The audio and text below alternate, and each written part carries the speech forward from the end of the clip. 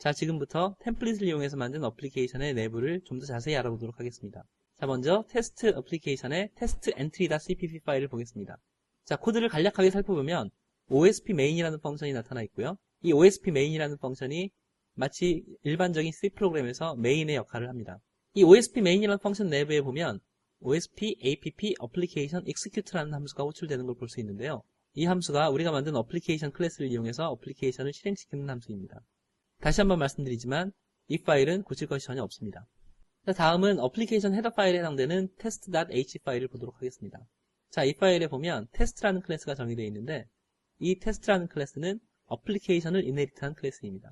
그 외에도 스크린이 온오프 되는 상황을 모니터링하기 위한 iScreen Event Listener라는 클래스를 동시에 이네리트하고 있습니다. 어플리케이션 라이프 사이클을 컨트롤하거나 이벤트를 핸들링하기 위해서 앞서 말씀드린 바와 같이 이 함수 속에 어플리케이션 클래스의 버추얼 펑션들을 임플리멘트함으로써 스테이트 트랜지션이나 이벤트 핸들링이 가능합니다. 자, test.h 파일에 구현되어 있는 펑션들을 보겠습니다. 말씀드린 것처럼 어플리케이션 초기화를 담당하는 onAppInitializing 함수, 어플리케이션의 종료를 담당하는 onAppTerminating 함수, 어플리케이션의 상태 전환을 관리하기 위한 onForeground, onBackground 함수, 그리고 시스템 이벤트를 처리하기 위한 onRowMemory, onBattery, 레벨 changed 등의 함수가 정의되어 있습니다. 그 외에 스크린의 상태를 모니터링하기 위한 onScreenOn, onScreenOff 등의 함수도 역시 정의가 되어 있습니다. 자, 먼저 어플리케이션 초기화하는 부분의 코드를 다시 한번 확인해 보겠습니다. 어플리케이션을 초기화하는 함수는 test.cpp에 onAppInitializing이라는 함수가 담당합니다. 자, 이 onAppInitializing이라는 함수에는 일반적으로 UI를 초기화하는 과정, 레지스트리를 읽는 과정, 어플리케이션에서 필요한 메모리를 읽는 과정, UI 폼을 UI 프레임에 어태치하고 이 폼을 화면에 표시하는 과정 등을 수행합니다. 어플리케이션 종료를 담당하는 onAppTerminating 함수도 역시 test.cpp 속에 구현이 되어 있고요. 이 속에는 일반적으로 할당됐던 메모리를 프리하고 리소스를 프리하는 과정, 네트워크에 연결되어 있으면 네트워크를 해제하는 과정, 변경된 레지스트리 값이 있는 경우에는 레지스트리를 변경하고 저장하는 과정을 수행하는 것이 일반적입니다. 스테이트 트랜지션을 담당하는 onBackground, onForeground 함수 역시 test.cpp 속에 구현되어 있습니다. 앞서 말씀드린 바와 같이 onBackground 함수에서는 연속적으로 수행되는 프로세스, 예를 들면 애니메이션, 미디어 플레이백, 게임 타이머 등과 같은 프로세스를 멈추는 과정을 수행하게 되고요. onForeground에서는 멈추었던 프로세스를 다시 재개하는 과정을 수행합니다. 시스템 이벤트를 처리하는 부분에 대해서 알아보겠습니다. 먼저 onRowMemory 같은 경우에는 메모리가 극단적으로 부족할 경우에 발생하기 때문에 어플리케이션에서 할당한 메모리 중에서 지금 당장 필요하지 않는 메모리를 해제하는 과정이 필요합니다. 자, 배터리가 심각하게 부족할 때 발생되는 onBattery Level Changed라는 펑션에서는 일반적으로 배터리를 많이 사용하는 카메라에 관련된 기능들, mp3 플레이백 등과 같은 기능들을 재빨리 종료해야 합니다.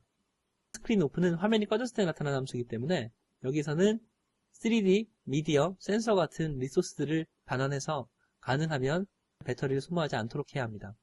온스크린 온에서는 아까 온스크린 오프에서 릴리즈했던 리소스들을 다시 생성하고 온스크린 오프에서 멈췄던 오퍼레이션들을 재개하는 과정을 거치게 됩니다. 자, 템플릿에서 만들어진 UI를 좀 더 자세히 보도록 하겠습니다. UI를 자세히 보기 위해서는 레스 그룹 속에 480800 idf testform이라는 파일을 더블 클릭하면 IDE에 시뮬레이터에서 봤던 화면과 똑같은 그림이 나타나는 것을 볼 수 있습니다. 자, 이 상태에서 OK 버튼을 선택하고 화면 아래쪽 탭 중에 프로퍼티를 선택하면 버튼의 아이디가 IDC 버튼 OK인 것을 확인할 수 있습니다. 자, 방금 보신 화면 중에 스크린에 해당되는 검은색 사각형을 폼이라고 부르는데요. 화면에 보이는 한 개의 화면, 페이지라는 표현을 쓸 수가 있겠는데요. 이 한 페이지를 구성하기 위한 기본 단위입니다. 따라서 화면 전환을 필요로 하는 어플리케이션 같은 경우에는 여러 개의 폼을 가지고 있을 수 있습니다. 이 폼이라는 오브젝트는 컨트롤이라고 불리는 다른 UI 컴포넌트들을 그룹핑해주는 기능, 핸드폰이 돌아갔을 때 화면을 재배치해주는 기능, 그리고 화면이 전환될 때 페이지를 전환해주기 위한 기능들, 그리고 사용자가 원하는 그림을 그려 넣을 수 있는 기능 등을 제공하기 위해 만들어져 있습니다. 자, 그러면 일반적인 어플리케이션에서 실제로 폼이 어떤 일을 하는지 알아보도록 하겠습니다. 최초의 폼이 생성될 당시에는 폼에 해당되는 리소스를 읽어오는 과정을 수행합니다. 그리고 이 폼이 사용되기 위해서 초기화되는 과정에는 폼 내부에 만들어져 있던 컨트롤들을 찾아내고 추후에 액세스하기 위해서 준비를 합니다. 그리고 이러한 컨트롤들의 이벤트를 처리하기 위해서 이벤트를 핸들링하기 위한 기능을 추가합니다. 그리고 폼이 종료될 때는 폼에만 귀속되는 리소스들을 반환하는 과정을 수행합니다. 자, 역시 폼이 실제 템플릿 코드에서는 어떤 식으로 구현되어 있는지 확인해 보겠습니다. 이 폼 역시 프레임하게 구현되어 있는 폼이라는 클래스를 이네리트에서 사용하는 테스트 폼이라는 클래스 형태를 가지고 있고요. 테스트 폼의 이니셜리제이션 펑션에서는 construct라는 함수와 리소스의 id를 이용해서 리소스를 읽어오는 과정을 수행합니다. 자, 이때 리소스 속에 만들어져 있던 폼 속에 들어가 있던 각종 컨트롤들도 동시에 생성이 되고 여러 가지 프로퍼티를 세팅하는 과정도 한꺼번에 수행이 됩니다. 이때 주의할 점은 당연하지만 이 클래스는 폼이라는 클래스를 이네리트한 클래스여야 합니다. testform.h 파일에 보시면 이 testform이라는 클래스는 OSP, UI, controls의 폼의 서브클래스로 지정이 된 것을 알 수 있고요. 이벤트를 핸들링하기 위해서 iAction Event Listener라는 클래스도 동시에 이네리트하고 있음을 볼 수 있습니다. 폼의 라이프 사이클에 대해서 알아보도록 하겠습니다. 폼이 화면에 나타나는 순간에는 폼의 onInitializing이라는 버추얼 펑션이 호출됩니다. 이 버추얼 펑션 속에서는 폼의 초기화 과정을 수행하는 것이 일반적입니다. 그리고 폼이 화면에서 사라지는 경우에는 onTerminating이라는 함수가 호출됩니다. 이 사이에 이벤트가 발생하면 폼이나 다른 오브젝트에 정의되어 있는 이벤트 리스너를 통해서 이벤트를 처리합니다. 자, 그러면 폼의 라이프 사이클에 대해서 좀 더 자세히 알아보도록 하겠습니다. 먼저 onInitializing이라는 함수는 폼이 화면에 처음 나타날 때 부여지는 함수로 일반적으로 폼의 스페시픽한 초기화 과정을 수행합니다. 예를 들면 폼 속에 포함되어 있는 다른 컨트롤들을 세팅하는 과정들, 그리고 리소스 파일 속에 들어있지 않은 다른 컨트롤들을 추가하는 과정들, 각각의 컨트롤들의 이벤트를 핸들링하기 위한 리스너를 붙이는 과정들, 그리고 마지막으로 그 외에 폼에 특별히 필요한 초기화 과정들을 수행하는 것이 일반적입니다. 자, 템플릿이 생성한 폼의 onInitializing 함수를 자세히 살펴보도록 하겠습니다. 앞에서 보신 바와 같이 이 폼 위에는 OK라는 버튼이 하나 붙어 있었는데요. 이 버튼은 IDC 버튼 OK라는 아이디를 가지고 있었습니다. 이 아이디를 이용해서 버튼의 포인터를 얻어오는 과정을 볼 수 있습니다. 자, 이 버튼이 성공적으로 얻어졌으면 버튼에서 일어나는 이벤트를 핸들링하기 위한 액션 이벤트 리스너와 액션 아이디를 세팅하는 과정이 나타납니다. 자, 이벤트 핸들링에 대해서 간단히 알아보도록 하겠습니다. UI 컴포넌트인 컨트롤이나 혹은 다른 이벤트를 발생할 수 있는 오브젝트의 리스너라는 것은 오브젝트에서 이벤트가 발생했을 때 이 이벤트를 처리할 수 있는 함수를 가지고 있는 클래스를 리스너라고 부릅니다. 실제로 프레임워크에서는 로우 레벨 이벤트가 발생했을 때 이 이벤트를 해석하고 의미 있는 이벤트로 바꾸어서 리스너에게 전달합니다.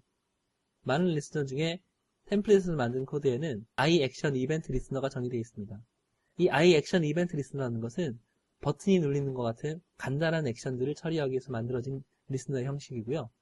앞에서 보신 것과 같이 테스트 폼이 iAction Event Listener의 서브 클래스로 정의된 것을 기억하실 겁니다. 따라서 이 폼에는 액션 이벤트를 처리하기 위한 함수, 즉 onActionPerformed라는 함수가 구현되어야 합니다. 자, 그러면 실제 코드에서 액션 이벤트 핸들러가 어떤 식으로 구현되는지 보도록 하겠습니다. testform.cpp 파일에 보면 onActionPerformed라는 함수가 구현되어 있는 것을 볼 수 있습니다. 이 함수는 파라미터로 어떤 컨트롤에서 입력이 들어왔는지, 액션의 아이디는 어떤 것인지를 얻어올 수 있습니다. 이 액션 아이디에 따라서 어떤 이벤트인지를 확인하고 거기에 맞는 처리를 하는 과정이 코드상에 나타나 있습니다. 여기에서는 ID 버튼 OK, 즉 OK 버튼에 해당되는 액션 아이디가 들어왔을 때 OK 버튼이 눌렸다는 로그를 출력해주는 작업을 수행합니다.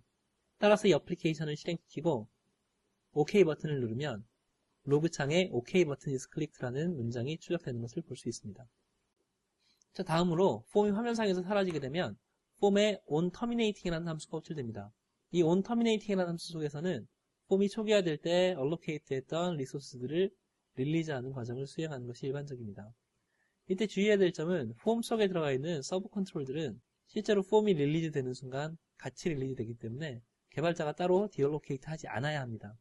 실제 코드에서 onTerminating 함수는 폼이 특별히 할당한 메모리가 없기 때문에 석세스를 리턴하는 과정만 들어있습니다.